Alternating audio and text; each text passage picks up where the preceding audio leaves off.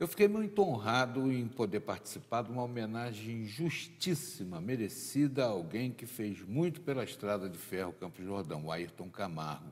Mais ainda por ser também homenageado compondo a mesa desse evento na Academia de Letras de Campos do Jordão. E hoje a gente vai falar aqui sobre essa situação dessa cidade maravilhosa, a cidade mais alta do Brasil, ponto ferroviário culminante do Brasil, né, que muita gente vincula apenas ao Festival de Inverno, quando existem tantos outros eventos em torno desse festival, fazendo com que a cidade viva intensamente o turismo, que é pauta, né, da cultura da cidade. Estamos recebendo aqui o Benilson Toniolo, secretário de Cultura de Campos do Jordão e presidente da Academia de Letras de Campos do Jordão. Satisfação enorme tê-lo aqui. Eu que agradeço a você, a toda a sua equipe, Cataldi. É uma alegria poder estar aqui em Pindamonhangaba, falando um pouquinho da nossa cidade, da nossa história, do que tem sido feito, né, pela cultura e pelo turismo lá em Campos do Jordão. Uma coisa que me marcou muito nessa minha ida, eu gosto muito de Campos, vou sempre lá, mas não sabia que Campos do Jordão tem uma academia jovem de letras. Fala um pouquinho sobre isso, Benilson. A garotada lá já começa a escrever desde cedo? Na verdade, assim, eu acredito que a questão da formação de cidadãos, da formação cultural, né, de aspectos de cidadania, de política, ela deve ser iniciadas desde para as crianças, né?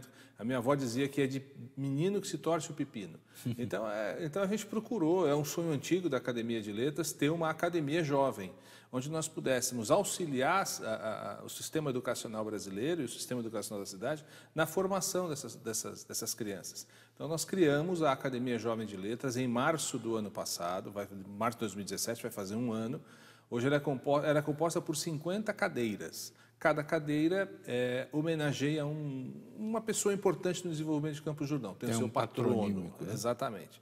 E podem participar jovens jordanenses de 11 a 18 anos que tenham em comum o amor pela literatura.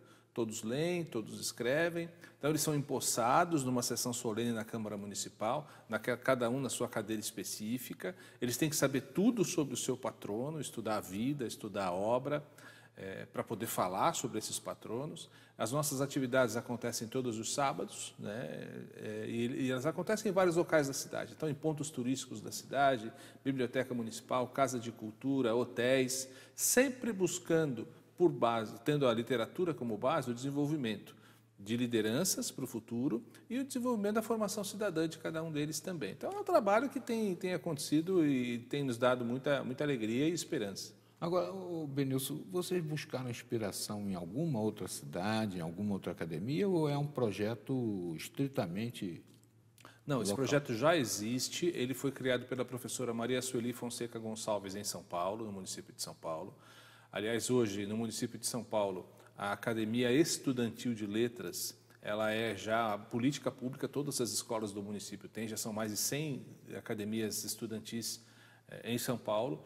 E a Maria Sueli é uma das nossas queridas acadêmicas lá de Campos do Jordão. Então, ela faz parte da Academia de Letras de Campos do Jordão. Então, nós, inspirados na ideia da Sueli, trouxemos essa proposta também para Campos do Jordão. Existem algumas diferenças basilares, por exemplo, lá ela acontece dentro das escolas, lá em São Paulo.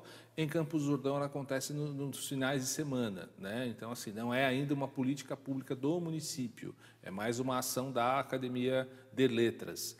Por isso, as nossas reuniões são feitas todos os sábados. E grande parte dos acadêmicos jovens estuda em escola de ensino integral. Então, eles não têm como participar das reuniões durante a semana. Então, por isso que as reuniões são realizadas aos sábados. Tem sido um grande desafio. E, em primeira mão, já lhe digo, nós vamos lançar agora no mês de abril, final do mês de abril, a primeira antologia. Então, esses jovens, esses 30 jovens que hoje compõem a Academia Jovem de Letras de Campos do Jordão, já vão lançar o seu primeiro livro, a sua antologia, já vão estar lá autografando os seus textos.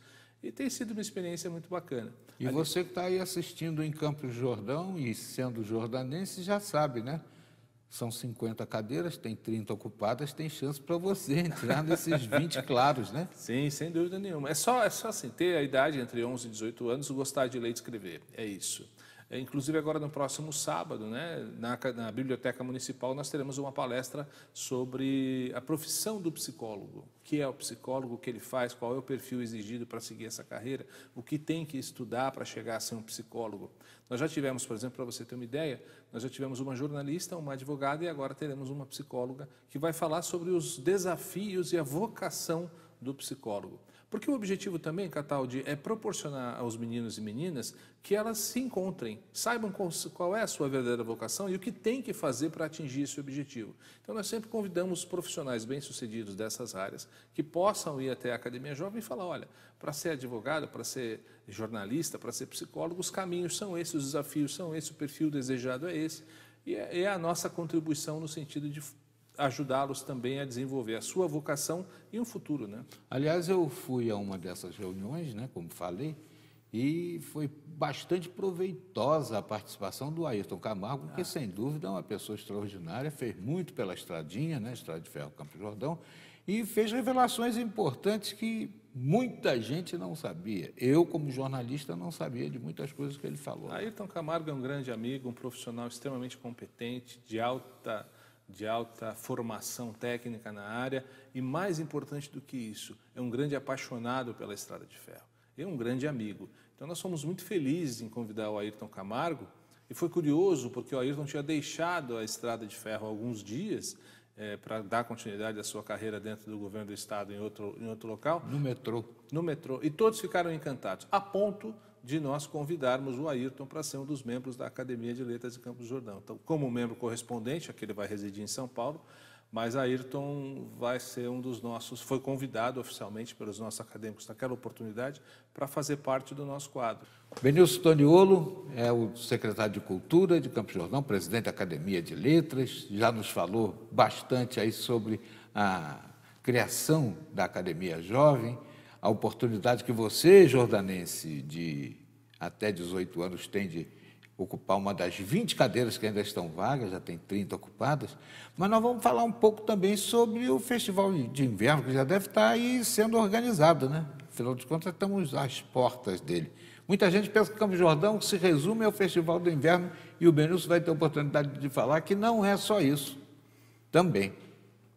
Olha, o Festival de Inverno é uma ação da Secretaria de Estado da Cultura, existe desde 1970, né? É das grandes molas propulsoras do turismo em Campos do Jordão, é o Festival de Inverno de Música Clássica, que esse ano está na sua 49ª edição, acontece de 30 de junho, a 29 de julho, em vários pontos da cidade, você sabe, Auditório Cláudio Santoro, Concha Acústica de Capivari, lá no Palácio Boa Vista, na Igreja de São Pedro, Igreja de Santa Terezinha, que é a nossa igreja matriz. Enfim, a cidade se enche de música. É interessante observar também que o Festival de Inverno ele não se limita a espetáculos musicais, ele também tem um aspecto pedagógico, né, Cataldi? Tem os bolsistas que estudam na cidade, que aprendem música e que no futuro se tornarão, sem dúvida, grandes protagonistas da música clássica e da cultura brasileira. Até alguns bolsistas que vêm de fora do Brasil.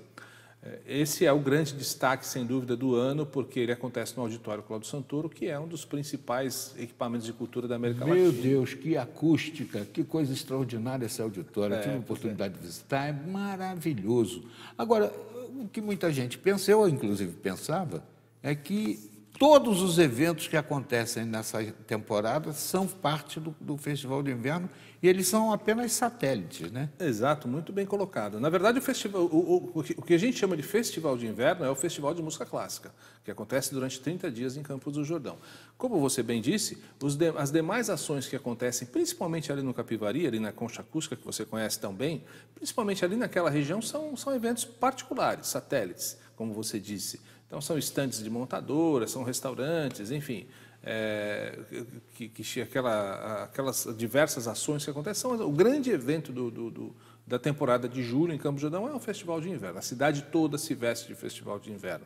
Agora, como você colocou, não é só em julho, né? Campos do Jordão tem uma vida cultural muito intensa, ativa durante o ano todo. Por exemplo, nós temos mostras de cinema, temos palestras, como eu te falei agora há pouco do professor Pasquale, a Academia de Letras sempre tem condições, tem espetáculos musicais, shows, apresentações de stand-up, nós temos cultura o ano todo. Por falar em professor Pasquale, abril, né? 7 de Imperdível abril, a vinda do 15 horas. professor Pasquale Cipro, né? O Pasquale homem da língua Cipro portuguesa. Neto. Uma grande referência da língua portuguesa, né? Ele vai estar em Campos do Jordão, no Espaço Cultural Doutor Além, entrada franca, 15 horas do dia 7 de abril, sábado, falando sobre o tema Língua Portuguesa e Cultura Brasileira. O professor Pasquale é conhecidíssimo, né? Através dos programas da TV Cultura, da Rádio CBN, Jovem Pan, enfim. Ele vai estar em Campos do Jordão dia 7 de abril e estamos convidando a você, Catal, de toda a sua equipe e a toda a população aqui da região. Estou vendo você com uma pilha de livros aí. Ah, eu trouxe aqui um presente para você. Todo mundo de Campos do Jordão? Pois é, esse aqui é o livro A Mantiqueira, Jardins que Falam, né? Que é o livro que vai falar justamente de um dos principais equipamentos turísticos da nossa cidade, que é a Mantiqueira. A Mantiqueira é o nome da nossa Serra da Mantiqueira, né? Que também é conhecido como a montanha que chora.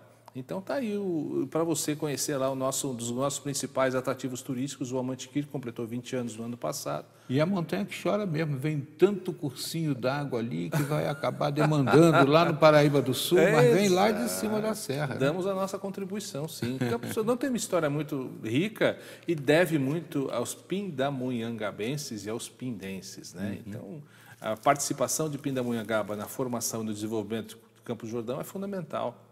Tem um pindense que é morador de temporada ilustre, né? Que é o Geraldo Alckmin. Está sempre lá em Campos do Jordão, no Palácio, né? Boa Vista. Palácio Boa Vista. Que, para quem não sabe, foi construído pelo Adhemar de Barros, numa época em que havia uma demanda ali de Minas Gerais e São Paulo pelo espaço ali de Campos do Brigadeiro Jordão. Exatamente. Campos foi aquele Adhemar de Barros, quando era interventor do Estado de São Paulo, começou a criar o Palácio do Governo em 1938.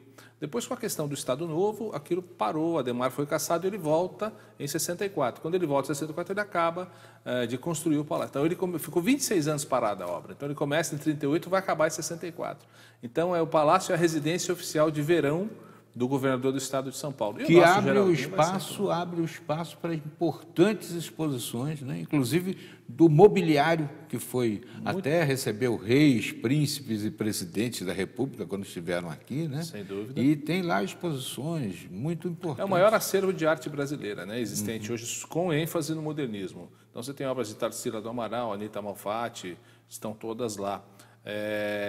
Tudo isso aberto à visitação gratuita, né? Não só, exatamente. Tem a Capela de São Pedro, que também é aberta ao público, você pode visitar, ela é toda de vidro, ele tem uma vista privilegiada da Serra da Mantiqueira.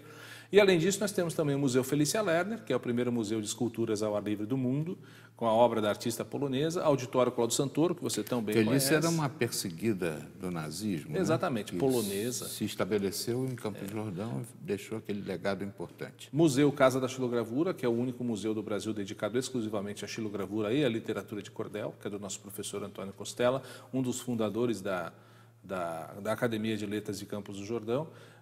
Tem as igrejas, a igreja de Santa Teresinha, que é a nossa catedral, onde tem um resto mortal de Santa Teresinha lá, numa urna.